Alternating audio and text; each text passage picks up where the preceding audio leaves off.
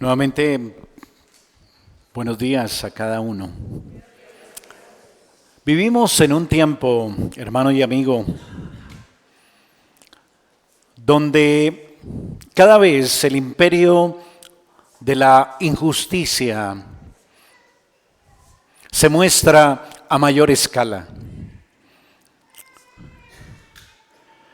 Los que mienten, los que roban, los que manipulan,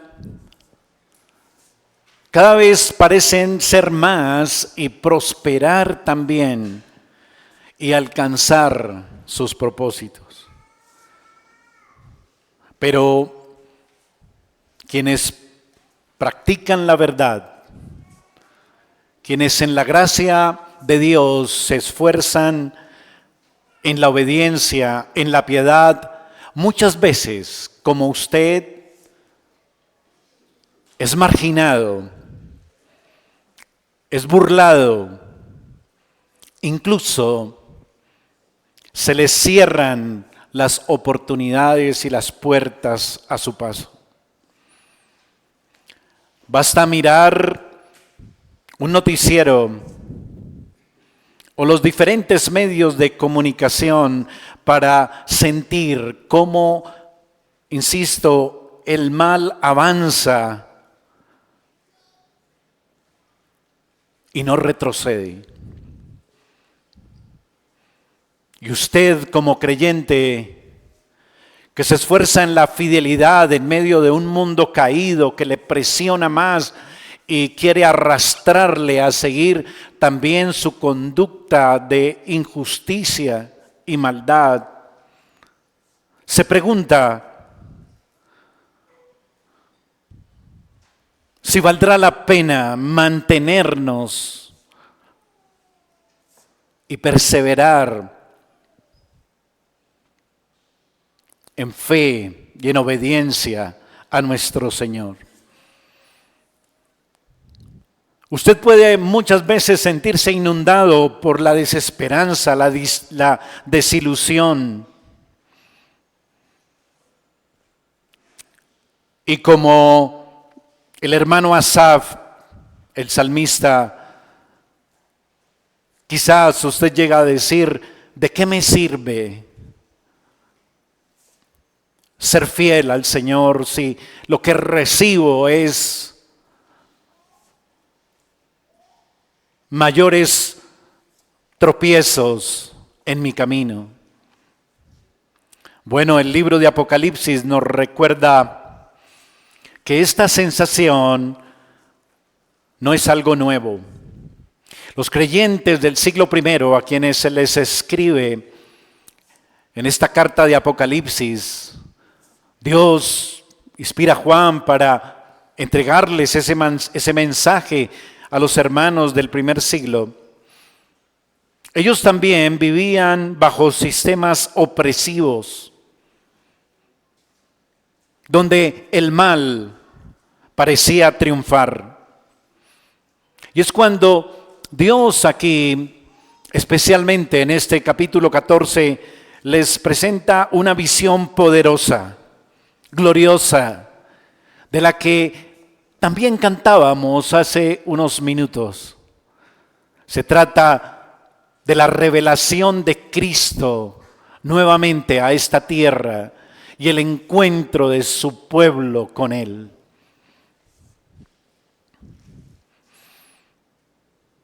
Y ese día, Cristo aparecerá como el juez soberano. Y aunque hoy el mal parezca tener la última palabra y la injusticia parezca triunfar y tener la victoria en este mundo, llegará el día, hermano y amigo, en que el Señor cegará la tierra, recogerá a los suyos y consumará su justicia. Hoy vamos a meditar en un tema que vamos a llamar Nuestro juez viene con gracia y justicia. Nuestro juez viene con gracia y justicia. Veremos que Dios en este pasaje lo invita a usted como creyente a mantener una actitud y una respuesta frente a esa realidad que meditábamos hace unos instantes. Y esa respuesta que Dios nos enseña y que le enseña a usted como creyente tiene que ver con tres cosas: confiar, descansar y recapacitar.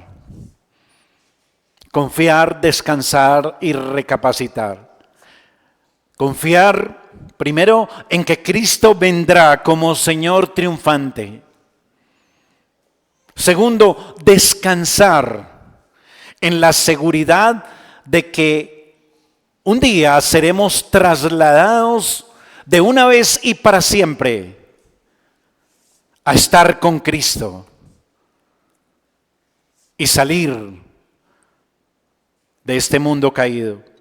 Y en tercer lugar, recapacitar en la paciencia y justicia de Dios que nos llama a perseverar, a seguir fieles, aunque recibamos quizás lo contrario, aunque cada vez el camino se torne más angosto y con más dificultades.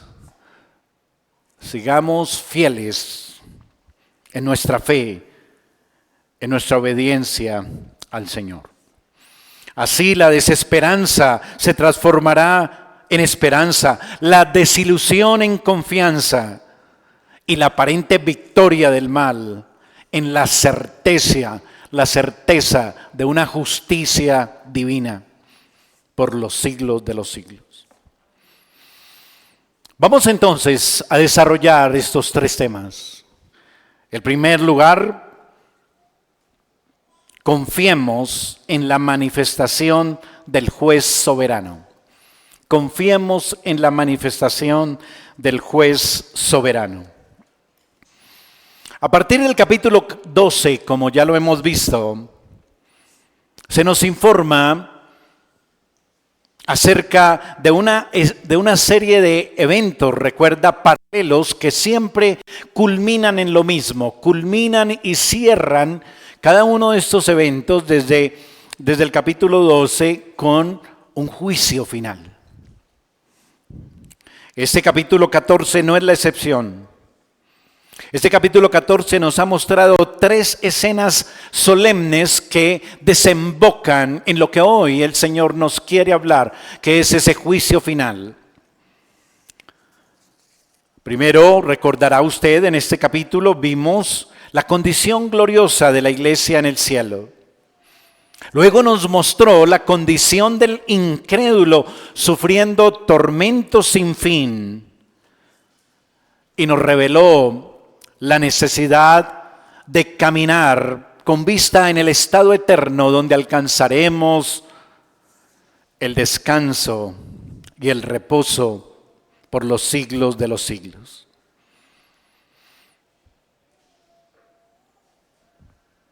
La pregunta que surge ahora es: ¿cómo y por qué cada uno de estos grupos del capítulo 14 llegaron a su última morada en diferentes condiciones? Y la respuesta está en que un día habrá una selección, sí, una selección, y se definirá entonces el destino eterno suyo y mío. Y se definirá también cuál va a ser la condición eterna de su alma. Por eso, en primer lugar, el pasaje del verso 14 en adelante nos muestra al Señor triunfante que vendrá. Mírelo ahí, por favor. Capítulo 14, versículo 14, las primeras líneas. Dice, miré, y he aquí una nube blanca, y sobre la nube uno sentado semejante al Hijo del Hombre, que tenía en la cabeza una corona de oro. Dejémoslo hasta ahí la lectura por ahora. Aquí se nos revela entonces una visión que, como usted creo ya lo captó, nos está describiendo un personaje. ¿Sí lo nota? Vi en una nube blanca a uno sentado semejante al Hijo del Hombre con una corona. Bueno, ¿quién es este personaje? Identificar quién es determinante aquí para nuestra meditación y estudio. Y digamos que la Escritura misma, como siempre, debe ser la que nos dé la respuesta. No podemos empezar a divagar ni a especular. Recuerde, la Escritura se interpreta con la misma Escritura. Si usted va al Antiguo Testamento, mire conmigo Daniel capítulo 7 y el versículo 13. Daniel capítulo 7 y el versículo 13 dice, miraba yo en la visión de la noche, y aquí con las nubes del cielo venía uno como el Hijo del Hombre. Note que ahí está el mismo personaje, que vino hasta el anciano de días y le hicieron acercarse delante de él. Y, mire el detalle, le fue dado dominio, gloria, reino, para que todos los pueblos, naciones y lenguas le sirvieran. Su dominio es dominio eterno, que nunca pasará, y su reino uno que no será destruido. Hay una armonía de la Escritura en estos dos textos. Está el mismo personaje nominado con el mismo título, el Hijo del Hombre, ¿sí lo notó? Y está también describiéndose una condición de realeza. Se está diciendo que a él se le dará autoridad, poder, sobre todo pueblo y nación. Y eso está en armonía con Apocalipsis, volviendo al versículo 14 del capítulo 14, que nos muestra este personaje con una corona de oro y que también se le llama Hijo de Hombre. Y si usted va a Apocalipsis, aquí en este mismo libro, en el capítulo 1, en el versículo 13, encontrará una descripción que nos permite identificar más claramente quién es este personaje. Dice, y en medio de los 7 candeleros, a uno semejante al Hijo del Hombre, vestido de una ropa que llegaba hasta los pies y ceñido por el pecho con un cinto de oro. Y usted recordará quién es el que se mueve en medio de los candeleros. ¿Quién es? ¿Quién es el Hijo del Hombre? ¿Quién es el que tiene una corona de oro? Es Cristo. Es Cristo, el Hijo de Dios. Cristo, la segunda persona de la Trinidad, que asume una naturaleza humana para ejecutar un gran plan de redención para su pueblo, pero que no está en un estado de humillación como estuvo en su primera venida. No, ahora está en un estado de gloria en su segunda venida, en su segunda manifestación a los hombres. En su estado de humillación se hizo hombre para deshacer las obras del diablo mediante la muerte en la cruz. Y así venció la muerte y venció al que tenía el imperio de la muerte. Por eso aquí en este verso 14 se muestra como una figura triunfante sobre las potestades y autoridades. Lleva una corona que no es como la corona de oro que vemos generalmente en las figuras de un rey. No, aquí la palabra en el griego es estéfanos, es una diadema de laureles que se le ponía al atleta que terminaba victorioso la carrera. Él es el Dios victorioso sobre el imperio de la muerte y sobre el enemigo de nuestras almas. Por eso está aquí presentado de esta manera. Por eso, note usted que lleva esa corona. Él ha ganado la victoria y mostrará ahora mismo, en este contexto, su poder, su autoridad, su victoria. Él viene a ejercer señorío, Él viene a ejercer juicio y viene a compartir su corona con su pueblo por el cual murió en la cruz, la que obtuvo con su propia sangre. Y hay otro detalle aquí en el versículo 14 y es que este personaje viene en una nube. Y yo lo invito a mirar el Evangelio de Mateo, capítulo 24, que usted sabrá ya que es el capítulo escatológico por excelencia que encontramos en los evangelios, donde por boca del mismo Señor Jesús se nos narra las cosas que vendrán y especialmente el día de su segunda venida. Mateo capítulo 24, versículo 30 y 31 dice: entonces aparecerá la señal del Hijo del Hombre en el cielo. Y entonces lamentarán todas las tribus de la tierra y verán al Hijo del Hombre viniendo, note, ¿sobre qué? Sobre las nubes. Ahí están las nubes del cielo, con poder y gran gloria. Y enviará a sus ángeles, y esos ángeles los veremos aquí en este texto. Enviará a sus ángeles con gran voz de trompeta, y juntarán a sus escogidos de los cuatro vientos, desde un extremo del cielo hasta el otro.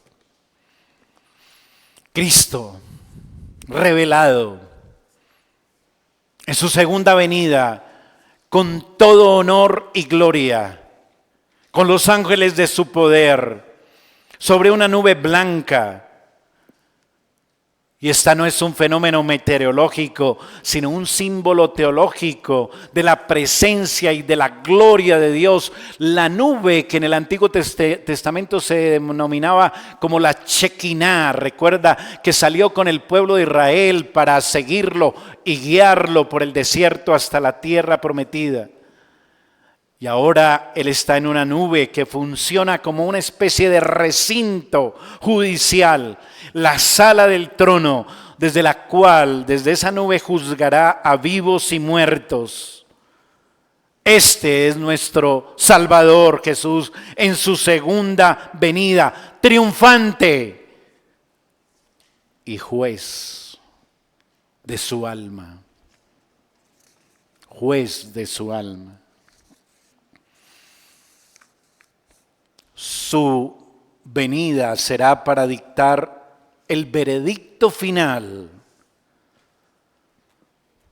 que separa a los absueltos de los condenados. Él viene como juez. Por eso note ahora un detalle al final del versículo 14 que no leímos. Y en la mano, ¿qué? Una hoz aguda. Y eso nos lleva a pensar aquí en un segundo aspecto en este primer punto. Y es la hora de nuestra redención viene. Este rey sostiene en su mano una hoz afilada. Es un instrumento de juicio divino, que ilustra muy bien la separación que se hace a la hora de la siega.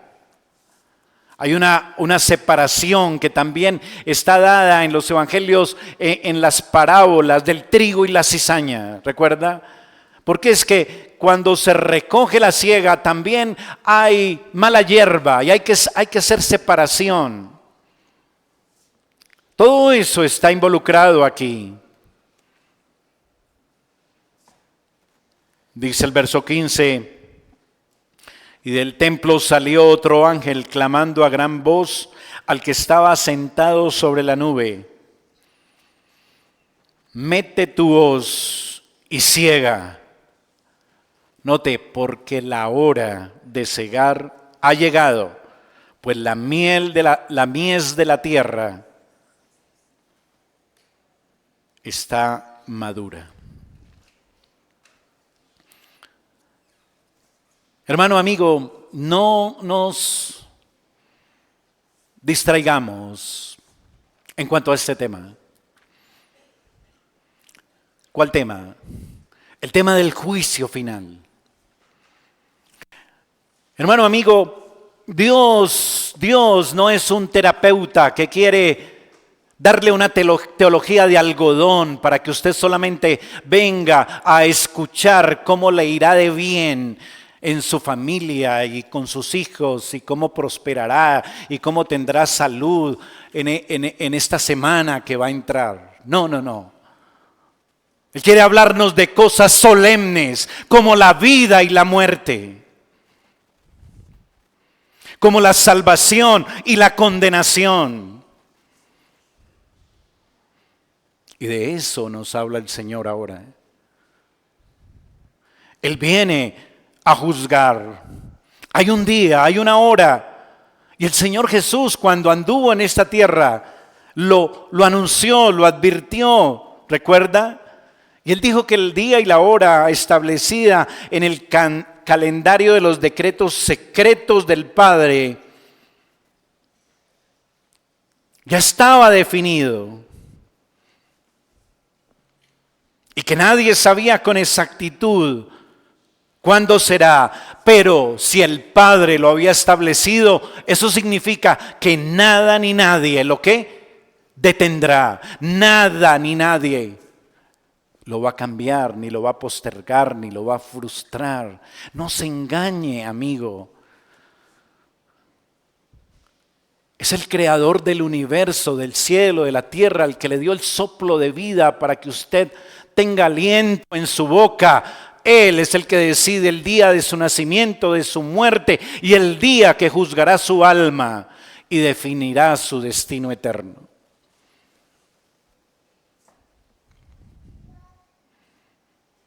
Mete la hoz, porque la hora de cegar ha llegado, dice la Escritura. Nadie podrá evadir ese día.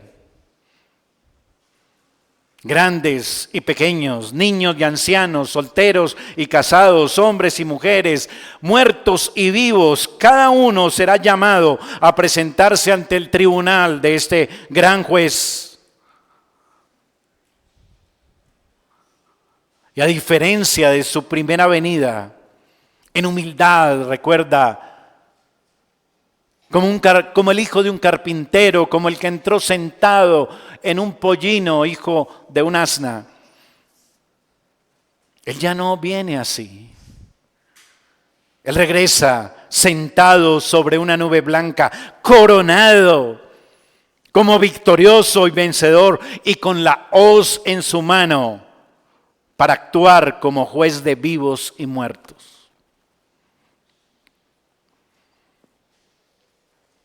Él va a cosechar, Él va a cegar el grano de trigo. ¿Y qué representa esa siega? Dice, porque la hora de cegar ha llegado, la mies de la tierra está madura. Representa a los elegidos de Dios. El grano recolectado primero nos habla de las primicias, las cuales nos señalan hacia el pueblo de Dios redimido, versículo 4 y 5 de este capítulo 14.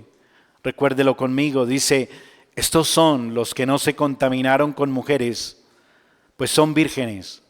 Estos son los que siguen al Cordero por donde quiera que va. ¿Recuerda este texto? Estos fueron redimidos de entre los hombres, ojo, como primicias.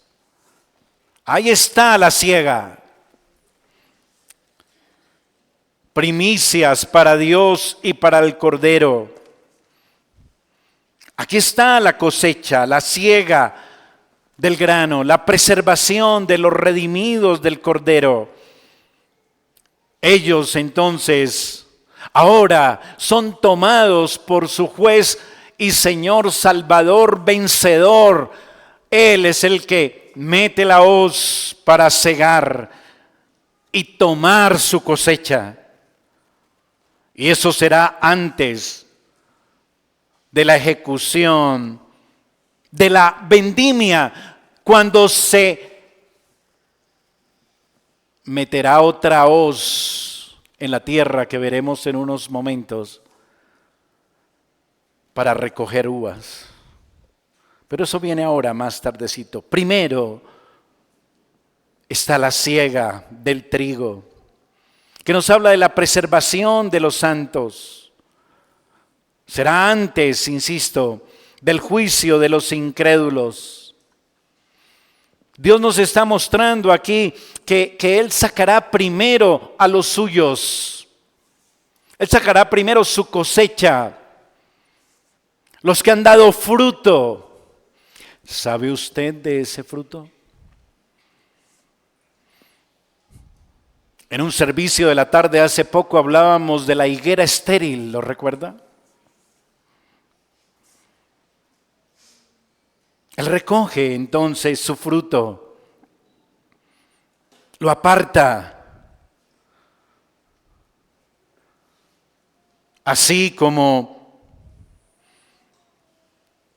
Noé y su familia fue puesto a salvo en el arca antes de que llegara el juicio y el Señor tomara todo ser viviente que había sobre la tierra y muriera. Todo tiene su tiempo, hermano y amigo. Todo tiene su hora. ¿Está preparado usted para eso?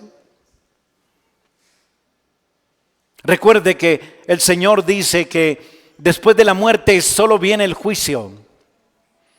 No hay estado intermedio, no hay purgatorio. Si partimos hoy, ya lo que nos queda es presentarnos ese día delante del juez de nuestras almas.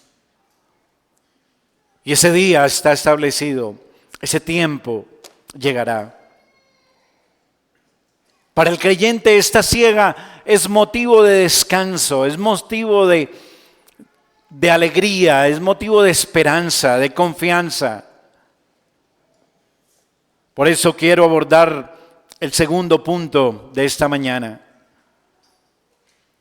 Descansemos en la manifestación del juez soberano.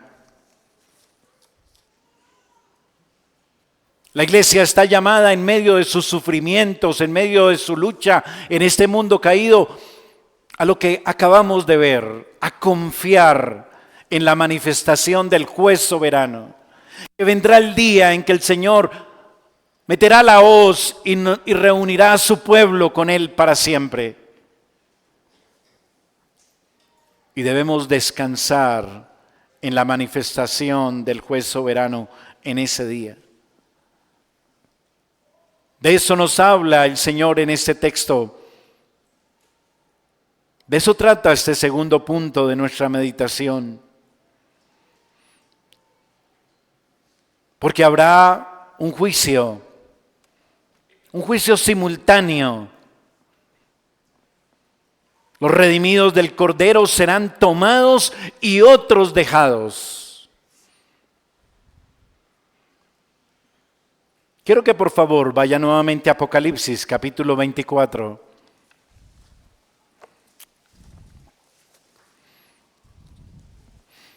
disculpe, Mateo, perdóneme la equivocación. Evangelio de Mateo, capítulo 24.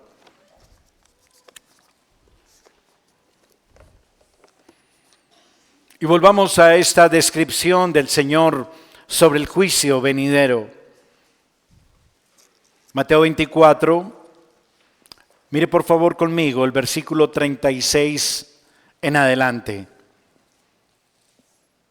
Voy a leer hasta el 42. Dice, pero el día y la hora nadie sabe, ni aun los ángeles de los cielos, sino, ¿quién? Solo mi Padre. Note el verso 37. Mas como en los días de Noé, así será la venida del Hijo del Hombre. Porque como en los días antes del diluvio estaban comiendo y bebiendo, casándose y dándose en casamiento, hasta el día en que Noé entró en el arca. Y no entendieron hasta que vino el diluvio y se los llevó a todos. Así será también la venida del Hijo del Hombre. Y mira el detalle, cómo lo describe. El Señor dice, entonces estarán dos en el campo. El uno será tomado y el otro será dejado. Dos mujeres estarán moliendo en un molino. La una será tomada y la otra será dejada. Velad pues, porque no sabéis a qué hora ha de venir vuestro Señor. Pero sabed esto, que si el padre de familia supiere a qué hora el ladrón habría de venir, velaría y no dejaría minar su casa. Note que el Señor Jesús usa la metáfora de Noé. ¿Sí lo notó? Es muy claro el por qué. Porque hay unos que son tomados en el día del juicio final y hay otros que son dejados.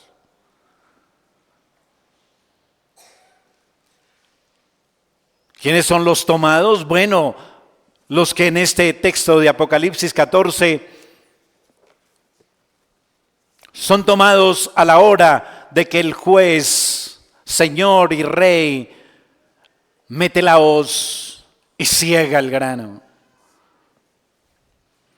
Porque después, enseguida, después de que hayan sido tomadas esas primicias, ahí no queda la cosa. El juicio sigue y entonces se mete otra vez la hoz. Primero hay unos que son tomados. Hermano, amigo, pregúntese, como nos dijo nuestro director de culto hace un momento y como cantábamos, cuando allá se pase lista,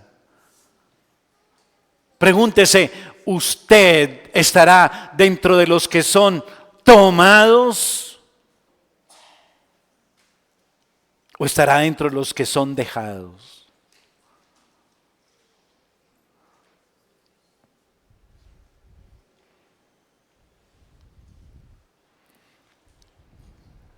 Porque ya veremos la condición y lo que espera a los que son dejados. Y les decía que la metáfora de Noé nos ilustra muy bien acerca de cómo el Señor entonces primero preservará a sus santos y los traerá hacia sí, los trasladará al cielo. Versículo 16 del capítulo 14 de Apocalipsis. Y el que estaba sentado sobre la nube metió su hoz en la tierra, ojo, y la tierra fue cegada. En esta analogía encontramos a los que son tomados, los redimidos del Cordero, que como Noé son rescatados, tomados, puestos en el arca para ser preservados. El que es dejado es aquel que permanece para enfrentar la escena terrible de cuando se meta la segunda hoz en la tierra. Lo cual será inmediatamente después La siega, en consecuencia, es el acto por el cual Cristo, el Hijo del Hombre, recoge su pueblo para llevarlo consigo a la gloria eterna. Ese trigo siempre simboliza a aquellos que han puesto la esperanza en la victoria de Cristo, en la justicia de Jesús. Han reconocido a Dios como el Creador, bueno, que con misericordia y gracia le ha ofrecido a usted salvación eterna de su alma. Y ha creído y ha abrazado a Cristo. Y los que han hecho esto son los que el Señor recogerá en su siega. Dice el versículo 15 al final, pues la mies de la tierra está madura. El término que se usa en el original griego es una palabra que literalmente se traduce como seco. El grano está seco. ¿Listo para qué? Para recoger, para ser cosechado, indicando que los santos, los que realmente han seguido a Cristo, como leíamos en el verso 4 de este capítulo, han seguido al Cordero por donde quiera que Él va, han tomado la cruz, han oído la voz de su pastor y le han seguido por donde quiera que Él va. Y han perseverado en la fe y no se han dejado arrastrar por la bestia, recuerda, del poder político y de las espiritualidades falsas. Y se han mantenido fieles y perseverantes. Ellos entonces, Dios los recogerá y los pondrá de forma segura en su granero. Así como tomó a Noé y a su familia y lo puso en el arca. Un juicio simultáneo, ¿recuerda? Mientras Noé y su familia fueron puestos en el arca para ser preservados, el resto de los que fueron dejados, ¿qué pasó con ellos? Fueron destruidos. El juicio final, aunque es un evento simultáneo, tiene un orden, un patrón en las Escrituras. Los piadosos primero, para su bienestar y felicidad y su seguridad, son traídos a la presencia de su Salvador.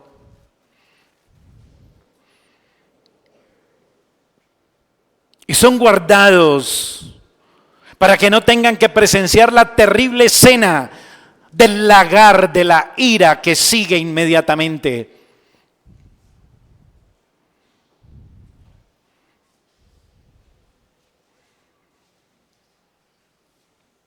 ¿En qué grupo está usted?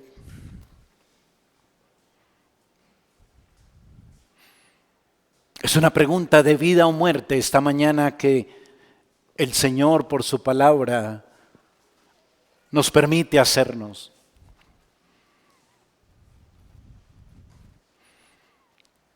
Para el creyente, todo este relato, que el Señor hoy nos corra un poco el velo de lo que va a pasar en el día y la hora del juicio, es una fuente de consuelo, de descanso infinito para nuestras almas. Si usted es un auténtico creyente, usted abraza esta verdad y su alma descansa. Porque sabe que ha creído en Cristo, que está dando evidencia de fidelidad, de seguridad, de salvación.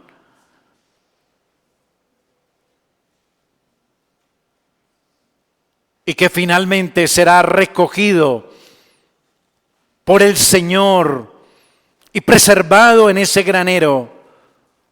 Y no será por sus méritos, sino por la fe, por gracia. Porque Cristo revistió todo su ser con su justicia. Lo vistió a usted de santidad, de justicia. Y así será hallado en el día en que el Señor meta la hoz para recoger su trigo.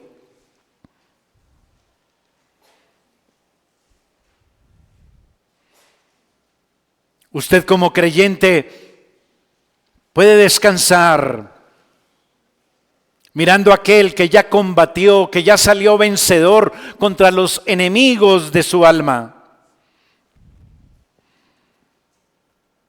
Y que el juicio en ese día resultará para usted favorable y el veredicto será para su alma absuelto. Este mensaje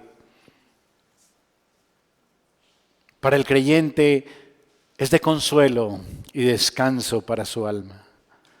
Pero para usted, querido amigo, joven, señora, señor, que aún no es creyente según las Escrituras, no según lo que le diga yo, que le haya contado a alguien, no, lo que dice el Señor de lo que es ser un verdadero creyente, discípulo suyo. Usted que no lo es aún, para usted es una advertencia llena de gracia de parte de Dios. Porque mientras hay vida hay esperanza. Porque más vale perro vivo que león muerto, dice Eclesiastés, ¿recuerda? Y mientras usted tenga aliento en su boca, es tiempo de salvación. Joven, jovencita, arrepiéntase y crea. Esto no es un juego, esto es serio. Esto es de muerte o vida.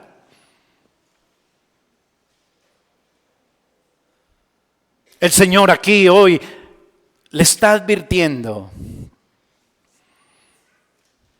de su justo juicio que vendrá, de la ira justa del Cordero de Dios, de que el Hijo tiene derecho de estar indignado justamente con usted, porque usted ha despreciado la muerte de cruz que Él obró para darle a usted salvación gratuitamente. ¿No le da vergüenza rechazar a Cristo? ¿No le da vergüenza aplazar, deponer sus armas de incredulidad, de rebeldía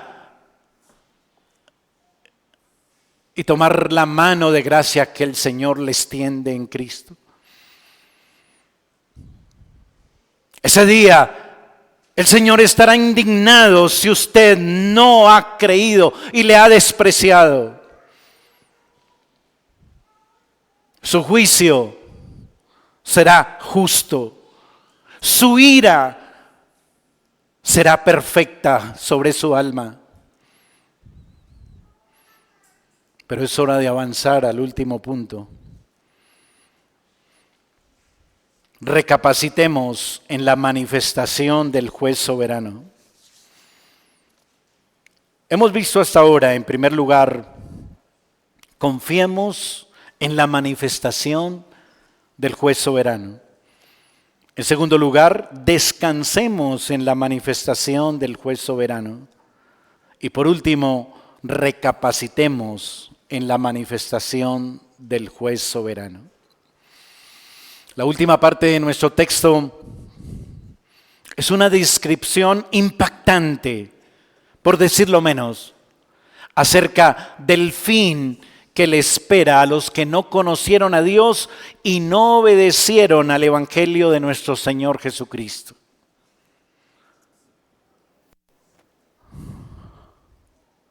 Y esta última parte del verso 17 en adelante nos lleva a meditar acerca de la paciencia divina con los pecadores.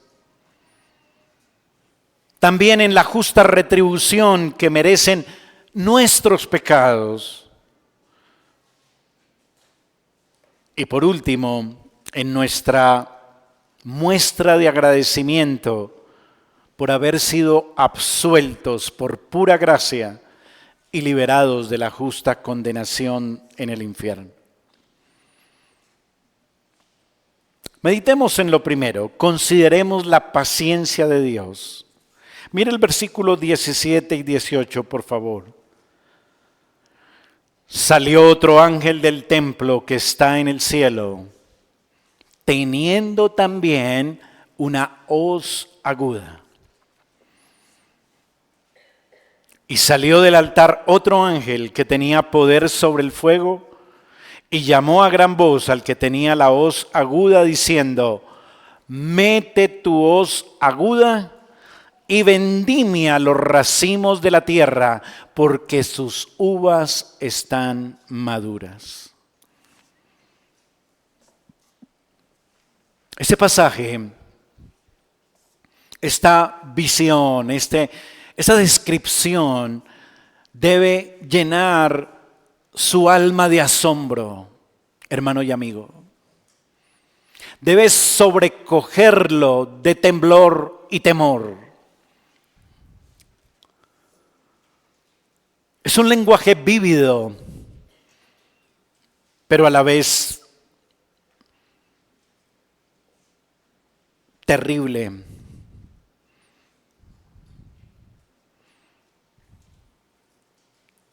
Y en primer lugar nos deja al descubierto la paciencia de Dios.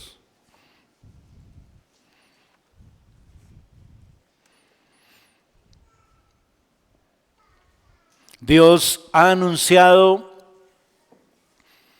a través de los siglos, desde que cayó Adán y Eva, ha anunciado la promesa de salvación. Sostenidamente, Dios le ha proclamado a la humanidad el camino de salvación gratuita y ha esperado pacientemente, siglo tras siglo, resistiendo el pecado y la maldad de quienes lo rechazan.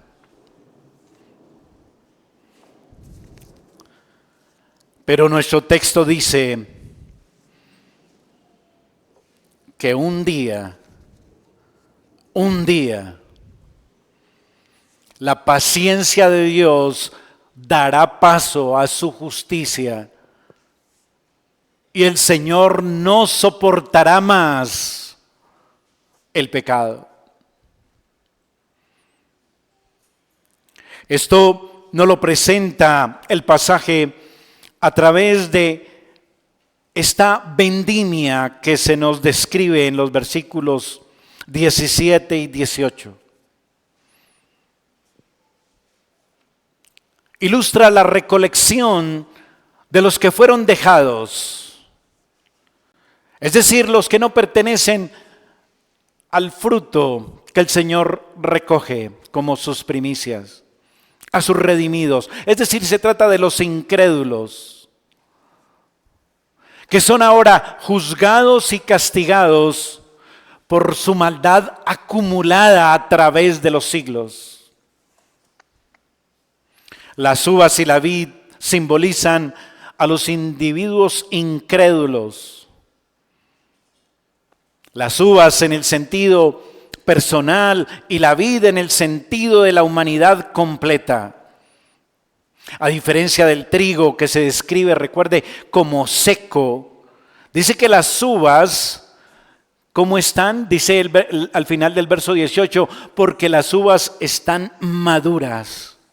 La palabra literalmente traducida sería sobremaduras o blanditas.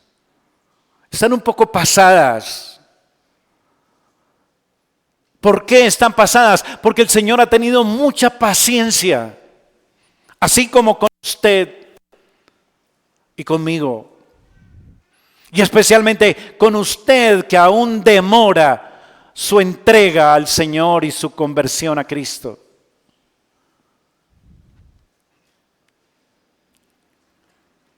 Usted es como una uva blanda que ha alcanzado ya un punto de madurez exagerada en su pecado.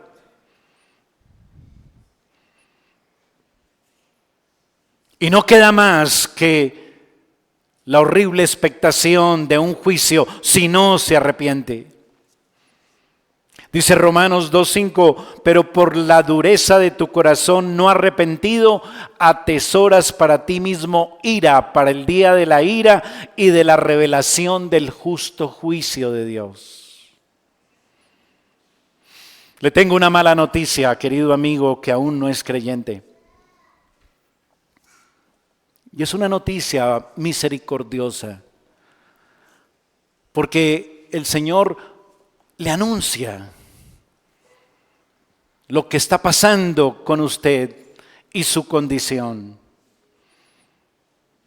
El Señor en su palabra dice que a usted le da tiempo para que se arrepienta.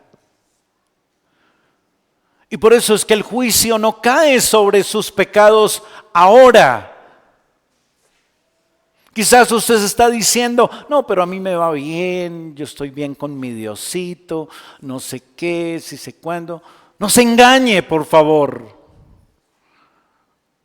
No hay mi Diosito ni nada de eso. Usted está recibiendo solo paciencia de Dios, pero si usted insiste en rechazar, vivir como Cristo ordena, ahí entonces usted se está madurando más y más para el juicio y el castigo que viene sobre su alma. El Señor no retarda su promesa, según algunos tienen por tardanza, sino que es paciente para con nosotros, no queriendo que ninguno perezca, sino que todos procedan al arrepentimiento. No abusemos de esa paciencia de Dios, porque abusar de la paciencia de Dios es acumular y acumular más ira y juicio justo sobre nuestra alma. Así que consideremos la paciencia de Dios, pero también en segundo lugar, valoremos el precio de nuestra redención. Versículo 19. Y el ángel arrojó su hoz en la tierra y vendimió la viña de la tierra y echó las uvas en el gran lagar de la ira de Dios. El lagar de la ira de Dios es un símbolo claramente del castigo eterno, la destrucción, la ruina eterna en el infierno. Las uvas en la metáfora son arrojadas a ese lagar, un recipiente, donde las uvas son maceradas, son trituradas, son despedazadas por la ira de Dios. Vendimió la viña de la tierra y echó las uvas en el gran lagar de la ira de Dios.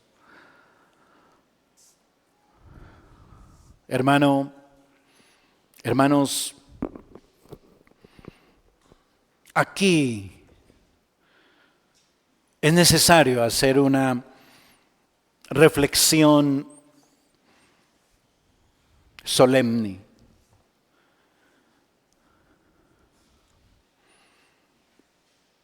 Nuestro Salvador fue llevado a Getsemaní, ¿recuerda? Un lugar que significaba la prensa del aceite.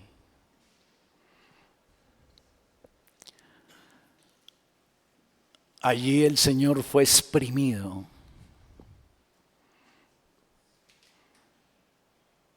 Y no solo vertió su sangre, sino entregó su alma por usted y por mí.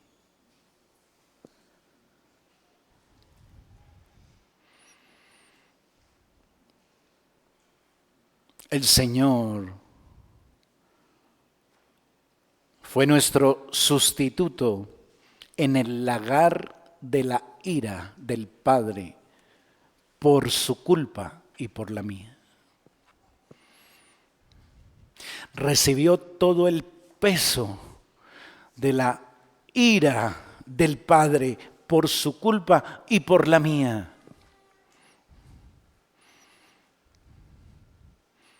Hay una conexión íntima entre estos símbolos de la obra de Cristo. En el Calvario, nuestro Jesús fue aplastado.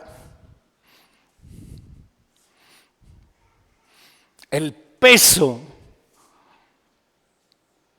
del desprecio del Padre, el peso de la ira del Padre aplastó a nuestro Señor. Fue pisoteado por su culpa, por la mía.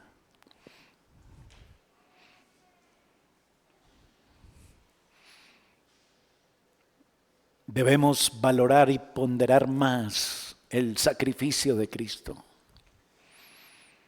Nos ha librado de caer en el lagar de la justa ira de Dios, donde seríamos pisoteados por los siglos de los siglos.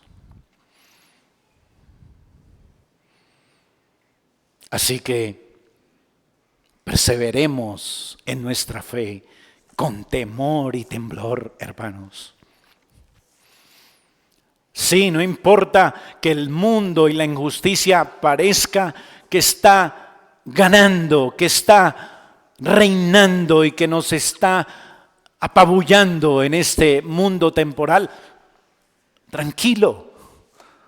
Mire aquí al capítulo 14, versículo 14 al 20, y llene su alma de expectativa del día y la hora en que vendrá su Salvador como el Rey vencedor, que lo tomará y lo llevará hasta sí y lo preservará por los siglos de los siglos, y descanse en la obra que Cristo cumplió para que por su pura gracia tengamos ese privilegio de tener nuestro nombre escrito en el libro de la vida. Y cuando llame el arcángel, que usted pueda decir: presente.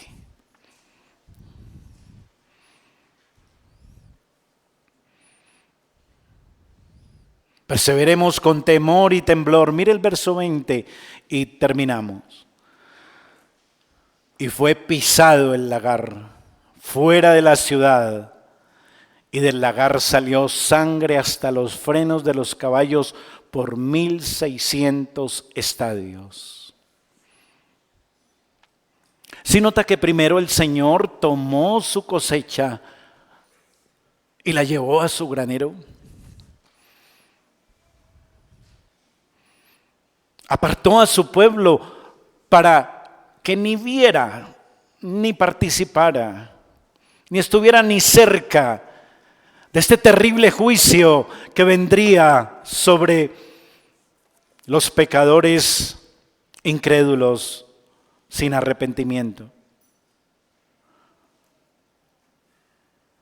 Es una imagen aterradora. Un río de sangre que fluye por 1600 estadios, significando un juicio universal y completo, con una profundidad que alcanza el freno de los caballos, lo que denota un castigo abrumador, profundo.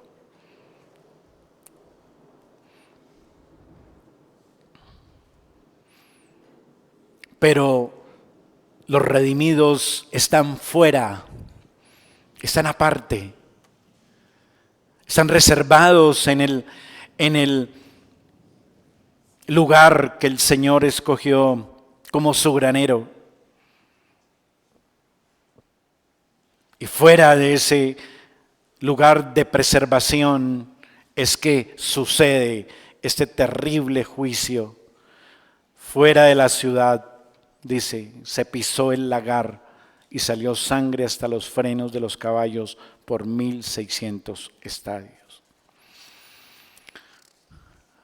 Termino con 3 pensamientos breves, hermanos y amigos. Primero, nuestro deber de una preparación constante. Nadie sabe el día ni la hora, pero dice el Señor que debemos estar alertas, atentos, como el padre de familia que no sabe a la hora que va a entrar el ladrón. Así que debemos estar firmes ante las acechanzas del mundo que quiere arrastrar nuestra fe y llevarnos en su corriente. Mi segundo pensamiento: no hay sino un solo refugio para el día y la hora del juicio. Y ese lugar de refugio es la sangre de Cristo, querido amigo. No hay otro lugar donde usted pueda salvarse, donde usted pueda esconderse con toda seguridad, librar su alma. No hay otro lugar, es Cristo. Abrace a Cristo, crea en Cristo. Ruéguele al Padre que le dé el don de la fe, el don del arrepentimiento, para usted poder creer en Cristo. Y salve su alma del justo juicio y del infierno. Y por último, evaluémonos, hermanos. ¿Cómo están nuestros frutos espirituales? ¿Cómo está nuestra condición para el día de la siega? ¿Somos un grano que ya está seco, ya está maduro, ya está listo? ¿O hemos vivido como cristianitos relajados? Como cristianos de poca monta. Evaluémonos. Que nuestra vida cada vez más y más crezca, dé fruto y estemos maduros como un grano para ser tomados por el Señor y ser llevados a su granero. Amén, hermanos. Oremos. Padre, Señor bueno, te damos gracias por tu palabra. Aquí estamos solamente mirando tu gracia, tu misericordia. No tenemos nada, Señor, en que confiar en nosotros mismos.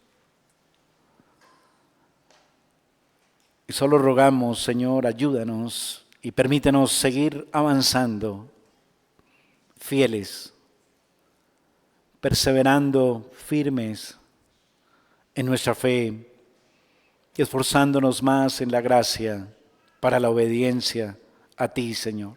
Ayúdanos. Y ayuda al que no cree, Padre. Hoy le has anunciado de manera misericordiosa tu juicio.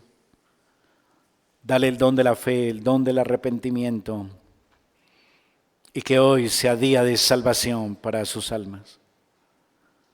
Señor, te lo rogamos en los méritos de Cristo. Amén y amén.